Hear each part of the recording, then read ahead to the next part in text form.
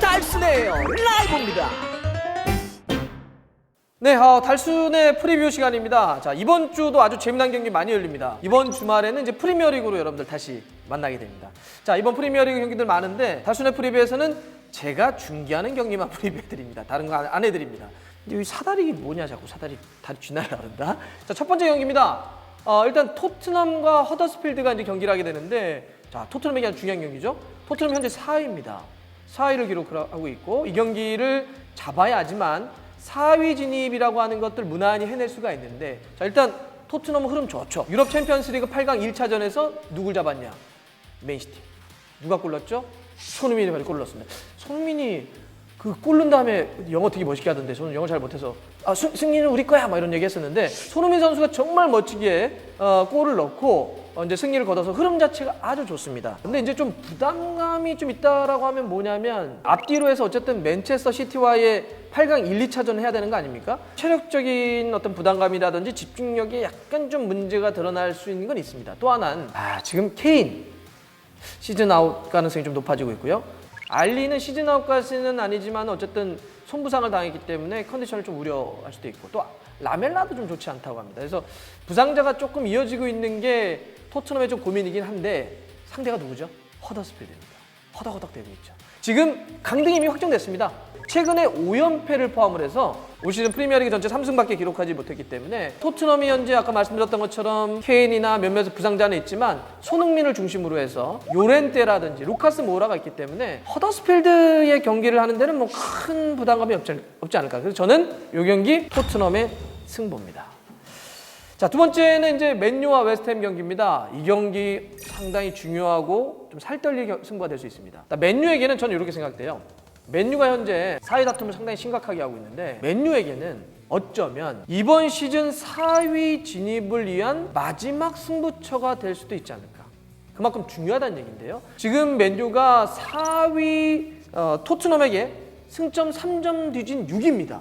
더 벌어진다면 어렵죠. 더 벌어지면 어렵습니다. 남은 일정을 좀 놓고 보자면. 맨유는 이 경기를 꼭 잡아야 하지만 4위 진입이라고 하는 걸 이뤄낼 수 있기 때문에 제가 마지막 승부처라는 얘기를 좀 했었고요. 근데 맨유가 최근에 흐름이 좀 좋지가 않습니다. 최근 5경기 동안 4패를 기록하고 있는 지금 맨유인데, 근데 웨스트햄도 최근 6경기에서 4패를 기록 중입니다. 조금 서로가 흐름이 좋지 않을 때 서로가 어떻게 서로를 꺾고 좀 올라가느냐, 이런 싸움인데, 맨유에 조금 부담감은 있어요. 왜냐하면 바로 챔피언스리그, 바르셀로나 경기를 치렀고, 이 경기 끝나면, 웨스트햄 경기 끝나면 스페인으로 넘어가서 또 바르셀로나 원정 경기를 치러야 됩니다. 이제 그런 이제 부담감이 좀 있을 텐데, 그래도 맨유의 희소식이 좀 있죠. 마티치와 에레라가 부상 복귀가 임박했다라고 하는 소식이 좀 들려오고 있습니다. 그러니까 맨유는 부상 선수들이 돌아온 반면에 현재 프리미어리그 팀들 중에 부상자가 가장 많은 팀이 바로 웨스트햄입니다. 야레몰렌코, 앤디 캐롤, 나슬리, 기타 등등등등해서 부상자가 가장 많은 팀이 웨스트햄이기 때문에 서로가 좀 흐름이 좋지 않고 뭐 일정이라든지 다 고려를 해볼 수는 있겠는데, 문제는 맨유는 부상자들이 좀 돌아온다는 거고, 웨스트햄은 여전히 부상자가 많다는 점에서 전 이 경기 맨유 승부입니다. 크리스탈 팰리스와 맨시티입니다. 여러분들, 저는 만약 이번 주에 진짜 말이 돼?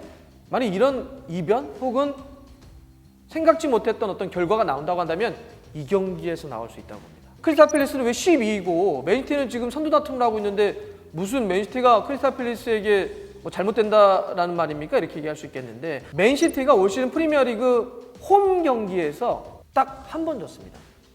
맨시티가 홈에서는 프리미어리그 딱 한 경기 졌는데, 그 홈 패배를 안겼던, 유일한 패배를 안겼던 팀이 누구냐? 크리스탈 팰리스입니다. 자, 만약에 지난번 맨시티의 홈에서 맨시티를 무너뜨렸던 것처럼 크리스탈 팰리스가 같은 전략으로 이번 크리스탈 팰리스 홈 경기를 치른다고 한다면, 맨시티는 더군다나 지난번 토트넘에게 패했고, 또 이 경기 끝나면 토트넘과 또 한 번 경기를 해야 되는데, 그런 일정상의 어떤 스트레스라든지 부담감이 있다면 저는 이 경기가 굉장히 맨시티 입장에서도 쉽지 않은 경기가 될 가능성이 있다. 사실 그래서 결과를 예측하기는 저도 좀 왔다 갔다 하긴 했는데, 이렇게 생각합니다. 제 예상은요, 무승부 봅니다. 네. 자, 마지막으로는 리버풀과 첼시입니다, 여러분. 이 경기는요, 아마 이번 주말에 가장 센 경기, 가장 관심을 많이 모을 경기, 가장 중요한 경기가 되지 않을까 좀 생각을 해봅니다. 선두 리버풀 그리고 3위 첼시 간의 맞대결입니다. 자, 이 순위만 보더라도 약간 벌써 막 움찔하죠. 리버풀과 첼시 모두 다 또 주중에 유럽 클럽 대항전을 치렀던, 그래서 여러 가지 조건들이 좀 비슷합니다. 결과에 따라서는 우승의 판도, 4위 챔피언스리그 진출의 판도가 갈릴 수도 있는, 자 이번에 이제 리버풀과 첼시의 이제 싸움인데요. 재밌게도 이런 중요한 두 팀 간의 맞대결인데 전반기 때 이 두 팀이 만났을 때 결과 1대1입니다. 전반기 때도 1대1로 비겼던 이 팀들의 경기고요. 흐름도 좀 비슷해요. 자, 리버풀 언제 졌죠? 최근에 진 게 1월 이후에는 무패입니다. 그리고 첼시도 최근에 4연승 중입니다. 또 하나 특별한 부상도 그렇게 추가적으로 있지 않습니다. 자, 이런 상태에서 제가 예상하는 일단 이번 주말 선발 라인업은 이렇습니다. 두 팀 다 일단 포메이션은 같습니다. 4-3-3으로 나올 것으로 예상이 되는데요. 리버풀은 역시 변치 않죠? 마네, 피르미누, 살라, 스리톱. 허리 쪽은 파비뉴를 중심해서 강력하게 형성될 것 같고요.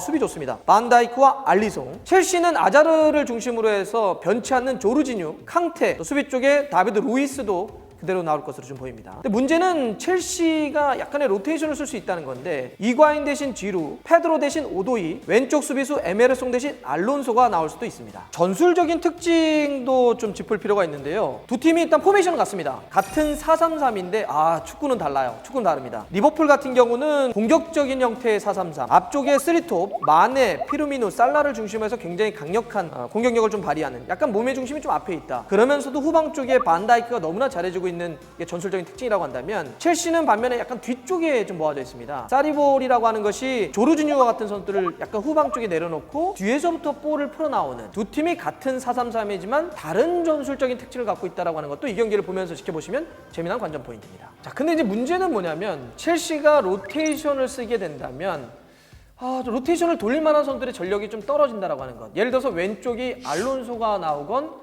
에메르송이 나오건 좀 애매하다는 거죠. 이런 식으로 오도이도 최근에 흐름은 좋지만 이런 어떤 그 중압감이 센 경기에서 나이 어린 오도이가 얼마큼 또 파괴력을 보여줄 수 있을까. 이런 로테이션을 놓고 봤을 때는 첼시가 약간의 좀 불안 여지가 좀 남아있다. 반면에 리버풀 같은 경우는 주요 선수들이 거의 다 나오는 게 예상이 되고 워낙 지금 흐름 자체도 좋고, 특히나 양쪽이 이번 경기에서는 중앙 쪽에서 압박 싸움도 뛰어나겠지만 양쪽 풀백들의 움직임 싸움도 굉장히 중요한 포인트가 될 거라 보는데, 로버트슨과 아놀드가 아무래도 에메르송과 탕코 위치보다는 좀 더 좋은 어떤 폼을 유지할 수 있기 때문에 전반적인 어떤 구성 자체는 리버풀이 좀 유리하지 않을까 좀 생각을 해보고요. 또 하나는 두 팀 다 지난주 중에 유럽 클럽 대항전을 치렀습니다. 리버풀은 챔피언스 리그를, 첼시는 유로파 리그를 치렀는데 하루를 누가 덜 쉬었죠? 첼시가 덜 쉬었습니다. 그리고 리버풀은 홈 경기였는데 첼시는 어디까지 날아갔다 왔냐? 체코까지 날아갔다 왔습니다. 저는 이런 일정도 좀 놓고 봤을 때는 첼시가 조금 불리하다. 그래서 이 경기는 굉장히 중요한 경기고 두 팀 다 놓칠 수 없는 경기지만 일정이라든지 로테이션의 어떤 규모라든지 혹은 두 팀 간의 어떤 상성이라든지 이런 걸 놓고 봤을 때는 리버풀이 이길 거라고 봅니다. 리버풀의 승부겠습니다. 네, 이렇게 이번 주 달순의 프리뷰 한번 정리해봤는데요. 여러분들 너무 못 맞힌 것만 갖고 얘기하지 마시고 가끔씩 맞히면 잘했다라고 박수 좀 쳐주시고 중계할 때 많이 들어오셔가지고 응원도 좀 많이 해주시고 가끔씩 좀 쏴주시고 이렇게 하시면서 많이 해주셨으면 좋겠습니다. 자, 그래서 제가 이번에 예측을 좀 해봤는데 여러분들 얼마나 몇 개 맞는지 물론 못 맞추면 뭐라고 하셔도 됩니다. 자, 저도 한번 열심히 중계할 테니까 여러분들도 한번 좋아하는 팀 또 어떤 경기가 일어날지 응원하면서 이번 주말도 축구와 함께 신나게 한번 즐겨보시기 바랍니다. 고맙습니다. 자, 좋아요, 구독 걸립니다. 알람 들어갔어요.